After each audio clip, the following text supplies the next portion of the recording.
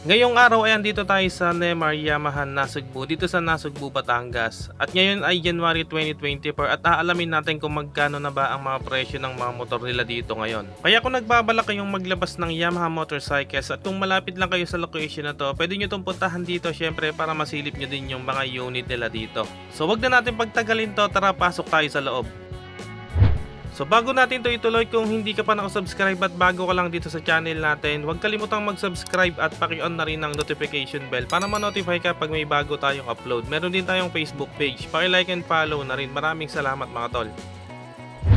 Umpisahan natin dito sa Yamaha X-Max 300. So ito yung pinaka-latest model ng X-Max 300 ngayon na available pa rin dito sa Neymar Yamaha Nasugbu branch. So 300cc yung makina niya pero hindi siya pwede sa expressway. So sa mga mahilig mag long ride dyan na hindi naman gumagamit ng expressway at yung comfortable ang gusto nyo, ito bagay sa inyo yung Yamaha X-Max 300. At siguradong komportable kayo dito lalo na sa mahabang biyahe. Dahil malapad din ang upuan nito at siguradong mag-e-enjoy pati si OBR mo. Naka-TFT display na rin ito at dahil naka-design to sa mahabang biyahe o pang long ride, nilagyan na ni Yamaha ito ng navigator para kung sakaling kailangan natin ng maps, hindi na natin kailangan ng cellphone, dito na lang natin titignan sa instrument panel niya. At pagdating sa cash price ito ngayon, meron itong SRP na 300,000 pesos at meron itong DPO down payment na 99,000 pesos kung installment ang balak nyo at payable ito 12 months hanggang 36 months.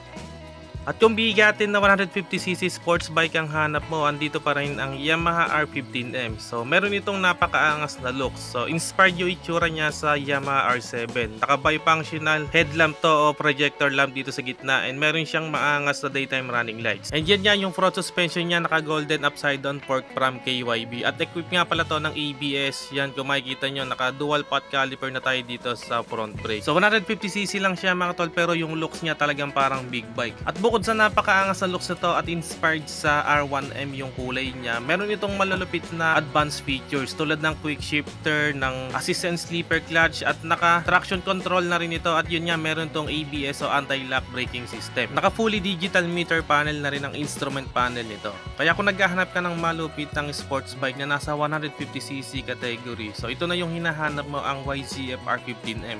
At ang cash price nga nito ngayon dito mga tol ay 203,000 pesos at meron itong down payment na 30,000 kung installment ang balak mo at payable din ito 12 months hanggang 36 months. At syempre hindi mawawala dito yung Yamaha Sniper 155. So available dito yung standard version na may color blue at yung R version na color black. At para dun sa mga wala pang idea kung ano bang pinagkaiba ng R version at standard version, so itong R version ay naka dual piston caliper sa front brake, naka-keyless at meron itong charging port. Para sa features na ino-offer nito, equip ito ng VVA o variable valve actuation kung saan between low to high RPM ay namamaximize pa rin yung engine performance niya at the same time andun pa rin yung fuel efficiency niya. At meron na rin itong assistant sleeper clutch at naka fully digital meter panel na din. Pagdating naman sa cash price nito, ang SRP nito ngayon ay 130,400 pesos para dito sa R version. At kung installment ang balak nyo, meron itong minimum down payment na 14,900 pesos and payable din to 12 months hanggang 36 months. At para naman sa standard version, ang presyo nito ngayon ay 124,400 pesos at ganun din yung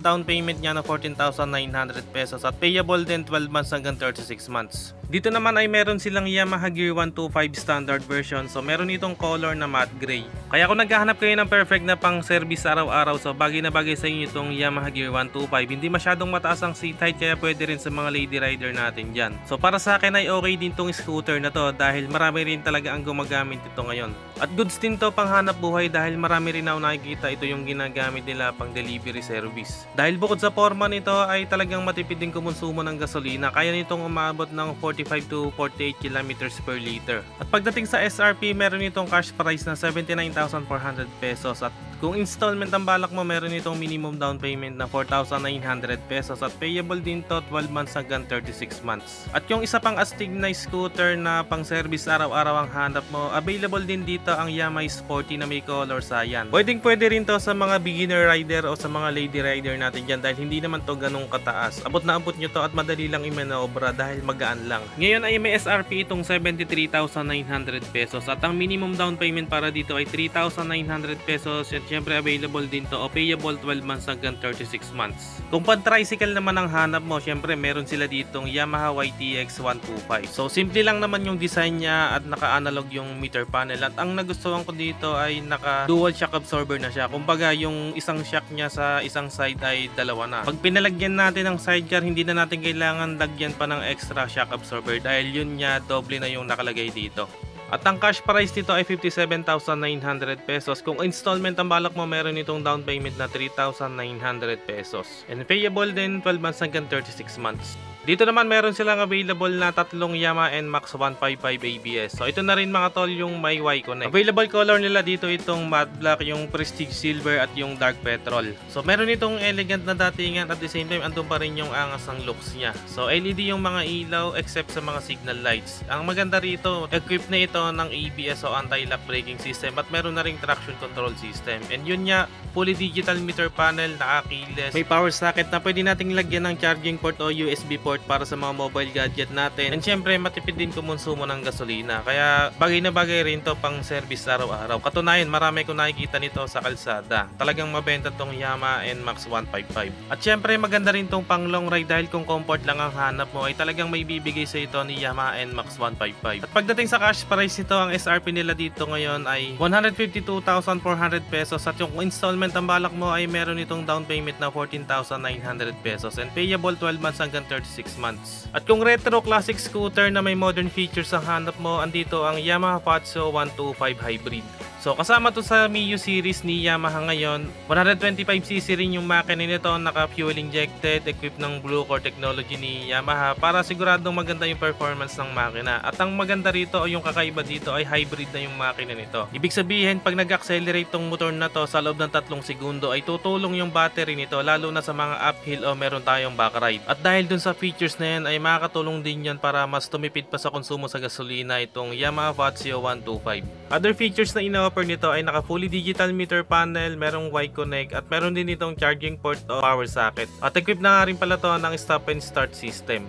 Pagdating sa cash price, may cash price itong 93,400 pesos at kung installment naman ang balak nyo ay meron itong down payment na 8,900 pesos and payable nga rin 12 months hanggang 36 months. And kung hanap mo naman ay Yamaha Aerox 155, available din dito mga tol itong blue at yung gray. So pareho tong standard version, ibig sabihin wala silang ABS at wala ring stop and start system. Same engine lang din to sa Yamaha NMAX 155, equipped ng VVA, naka blue core and syempre fuel injected na rin kaya siguradong matipid kumonsumo ng gasolina. Kaya bagay na bagay rin to mga tol pang daily use, pang long ride at syempre pwede rin pang hanap buhay lalo na sa mga delivery service. LED na yung mga ilaw nito, naka fully digital meter panel, disc brake ang harap pero drum brake pa rin sa likod. Pero meron naman tong handbrake o yung brake light. So magagamit natin to kung halimbawa magpa-park tayo sa mga incline na kalsada.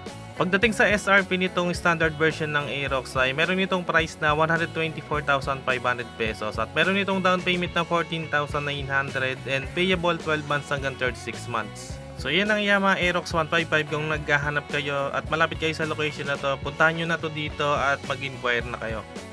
So yan ang available nilang mga unit dito ngayong January 2024. So sa susunod babalik ulit tayo dito para i-update ulit kayo sa mga presyo ng mga motor nila dito.